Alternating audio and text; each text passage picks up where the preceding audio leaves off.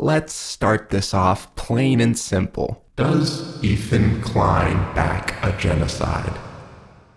Well, let's see what he has to say about it. The stance on Israel's easy, right? In my opinion, it's like Israel's fucked. They're way too indiscriminately bombing people. The death count is nuts. The biggest crime the Israeli government ever committed, which is basically engineered by Netanyahu, is this Western expansionism. The settlers is just vile, vile, vile shit. I mean, and they have all the power. Israel has all the power. The power imbalance is crazy, right? Israel's wrong. The settlements should be removed. Netanyahu's a war criminal. I fucking hate him and his whole cabinet. They're genocidal, absolute psychopaths. Fucking despise them. Listen, this isn't the first time I've said it, and I'll say it many more times. The cabinet is run by genocidal maniacs. They're led by Netanyahu, who should resign in disgrace and go to prison for being a war criminal. He's made a coalition of the most radically conservative freaks that don't represent, by the way, the majority of Israelis. And they're hellbent on genocide, frankly, overtly. They've committed tons of war crimes in Gaza, including the killing of children. It's fucking barbaric. It's unacceptable. It's disgusting. Yeah, the Western countries are backing up Israel's genocide. And I hate them. Same. Huh. That seems like he does not back a genocide. In fact, it sounds like he's really against the actions of Israel. In fact, it sounds like he has a lot of empathy for the Palestinian people. In fact, it sounds like there's something else going on. Alright, now who the fuck am I? I'm nobody. I mean, clearly I'm a fan of H3. I watch them every day, and I feel like I have to say something as a person with empathy. Because if you see somebody that's being constantly harassed, attacked, threatened, Child Protective Services being contacted, it's just ridiculous. Even my friend who used to watch the H3 Productions channel randomly messaged me one day with a TikTok that was basically saying that Ethan Klein is a Zionist baby killer and that he's been propagandizing the entire movement against the Palestinian people. And he asked me, is this true? And I feel like there's a lot of people out there like that just, they're going about their lives. They see that there's a creator that they used to watch and there's a drama behind them and they just kind of accept whatever narrative is out there. And that can be very dangerous. Interestingly enough, both Ethan and Hassan have talked about this in their last Leftovers episode.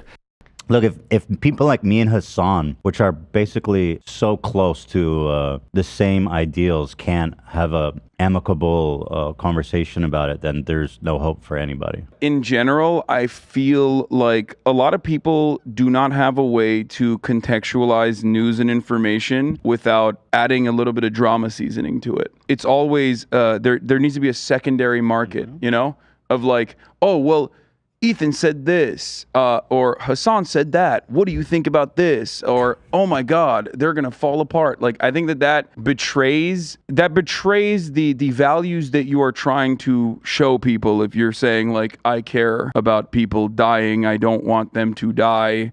And the thing about those videos is that they probably don't watch the direct source like I do. They probably take clips from Reddit or Twitter, which we all know are fantastic platforms with absolutely no racism or anti-Semitism at all. Seriously though, if you go on Instagram even, all social media is just degeneracy. And this is the problem. It doesn't matter what movement you belong to. There's going to be several people within that movement that will take one iota of what you're saying and tear it apart and say that you are not the movement. Or they'll point out something about your appearance or your race or your religion. The list goes on and on. People on social media are not your friends.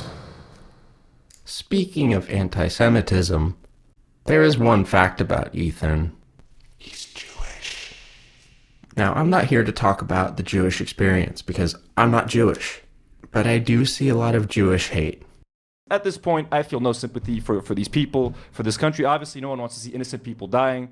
To an extent, yeah. But I question how many innocent people exist in Israel the more and more I hear these fuckers talk and I see their posts on social media. These people are fucking devils, and seeing them run for their lives in fear gives me some kind of joy that is hard to describe. Tastes so, satisfaction, yeah, that's right. it tastes so nice. It's so good. You know what I'm saying? Sweeteners.